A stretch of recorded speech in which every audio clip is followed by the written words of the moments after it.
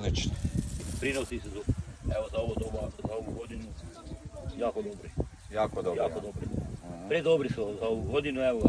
Takva je zemlja dobra i tako da, nema problema. Znači koliko, najviše je ovo 6? Najviše ti je 17, 199. Aha. Da, 17. 0,99, znači 17,100. 17 i to, evo ga. O, Da. super. Evo ga.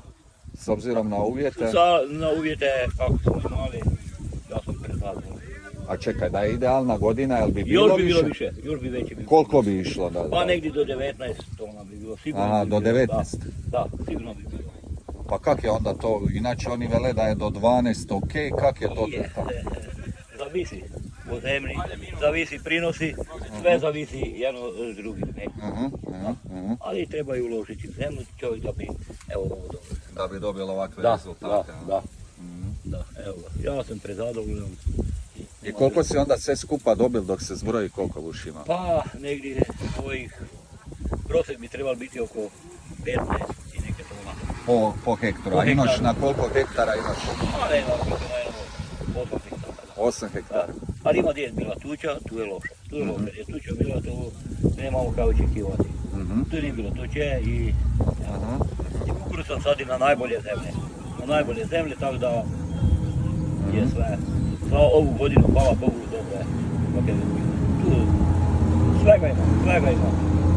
Ova godina je prevrtljiva godina bila, tako da Znači vi ste tu preko Drablju i tuču imali? imali smo jako tuču. Da, sad ovo se oteram na zemlju, kad bi vidi kad mi je kombinirat, samo je ostao klip i stablika. Da, jer kak je išao oblak, tak je, ima, šteta je bila sigurno negdje čak i do 80% na kukuruzu. Znate, ali sad tako je, tako kukuruz, tako i tu su aflatoksini će se pojaviti, bit će tu veliki problem. Sve je udarilo. Da. A cijena, kakva je cijena? Aha, cijena je 170 eura tona, a na bazi 14% ili 13%, da. Ja ne tržim kukuruz, ja još uvijek hranim krave. Da, tako da ja to proizvedem mlijeko, a i mlijeko nije bog zna kaj ne. Mlijeko je 0,43, tako da.